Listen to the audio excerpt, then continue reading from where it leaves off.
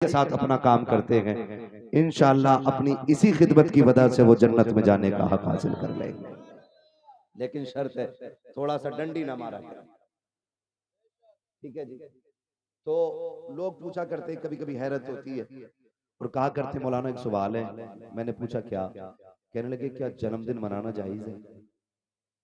तो मैंने कहा इससे तो किसी का इनकार नहीं है। जब हम हुजूर का जन्मदिन मना सकते हैं तो फिर अपना भी मना सकते हैं, लेकिन ईसाई और यहूदियों के तरीके पे नहीं होना चाहिए। मगर मैंने कहा करना क्या है? कहने लगे हम 40 साल के हो गए, बड़ी खुशी की बात है। तो कभी कभी ख्याल आता है, हम जो कहते हैं ना कि हम बड़े हो गए, हमारे गांव में सबसे बड़ा वो शख्स है, तो मुझे कभी कभी ताज्जुब होता है कि उसे बड़ा कह रहे हैं, उसे तो छोटा कहिए। जिसकी 50 साल बीत गई है, तकरीबन 10 ही बची है, वो छोटा हुआ कि बड़ा हुआ? हैरत होती है, हम लोग कहते हैं हम 40 के हो गए, केक कटेगा, कई जगह तो बाज़ाब्ता तौर पे शादियों की तरह लोग खुशियां मनाते हैं, बड़े एहतमाम करते हैं कि आज मेरा जन्मदिन है, बड़े बड़े गिफ्ट पेश किए जाते हैं। यार तुझे ये तो ख्याल है कि तू 60 साल का हो गया, गांव में तेरी उम्र का कोई नहीं है, ये ख्याल क्यों नहीं आता 60 साल हो गए आज तक रब को न मना सका? तूने ये क्यों नहीं सोचा इस 60 साल में मैंने कोई ऐसी नेकी नहीं की जिसे मैं कह सकूं मैं इस नेकी के बदले बख्शा जाऊंगा? तू अपने 60 साल के गुनाहों पे नजर क्यों नहीं करता? तू अपनी गुजरने वाली रातों पे नजर क्यों नहीं करता? जो दिन तूने लोगों के दिल दुखा के गुजारे हैं, वो दिन तुझे याद क्यों नहीं आते? तुझे नहीं लगता जब 60 साल का हिसाब लिया जाएगा तो मुश्किल होगा? तुझे नहीं लगता जब 40 साल का नाम अमाल हाथ में दिया जाएगा और जब तेरा अमल तराजू पे रखा जाएगा तो उस वक्त बगलें झांकने के सिवा कुछ नहीं होगा? डॉक्टर इकबाल ने कहा था कि मोहम्मद से वफा तूने तो हम तेरे हैं, ये जहां चीज है क्या लोहो कलम तेरे हैं। नौजवानों अब वक्त बर्थडे पे केक काटने का नहीं है।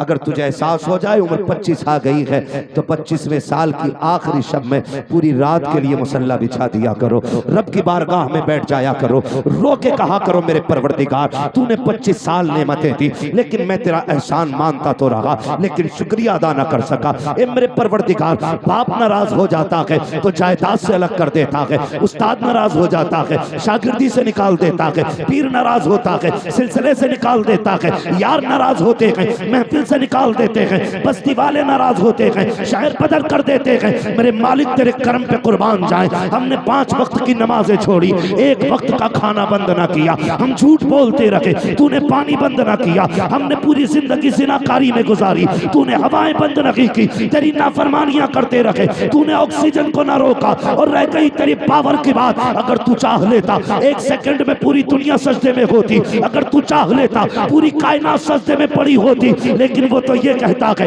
हम जबरदस्ती नहीं चाहते, हम तेरा दिल देखना चाहते हैं। कौन प्यार करके मस्जिद में आता है, कौन मजबूर होकर मस्जिद में आता है? बिछाओ मुसल्ले रात को, रो करके रब को आवाज दिया करो, खुदा की कसम तेरी आंख से आंसू बाद में जुदा होगा, बख्शिश का परवाना तुझे पहले दे दिया जाए। नारे रिसालत, नारे गौसियत, मुफ्ती हम्माद साहब क़िबला, नारे तकबीर। ओ भाई हैरत होती है, हम ही में कुछ लोग ऐसे जिन्हें 4 किताबें उर्दू की, बहार उर्दू के जो 4 हिस्से पढ़ लेते। कितने हिस्से? 4। बहार उर्दू के या तामीर अदब के 4 हिस्से पढ़ लेते। अगर वो मस्जिद में तो इंतजार कर रहा है इमाम कब छुट्टी पे जाए और कब मैं मुसल्ले पे चढ़ूं। इमाम साहब छुट्टी मारे और मैं चढ़ूं मुसल्ले पे। नमाज खेल नहीं है, समझे इसे, और तकलीफ भी होती है। एक खानका से जुड़ा बंदा, नाम नहीं लूंगा, बुरा लग जाता, मेरा मशवरा है खुदारा संभालो अपने लहजे, बदलो अपने आप को। वो बंदा क्या कह रहा था?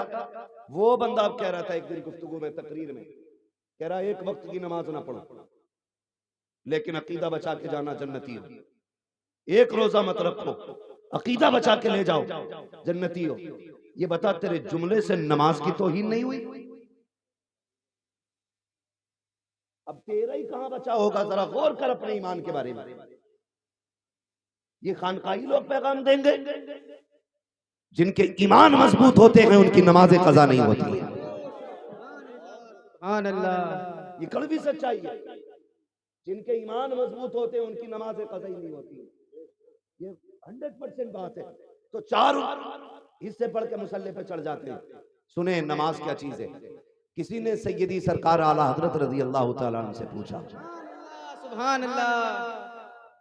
और वो लोग भी सुने जो डायरेक्ट आला हजरत पे भोंकते हैं, गजल में आए तो मतले में काम कर देंगे, हमें जगाया तो नींदे हराम कर देंगे।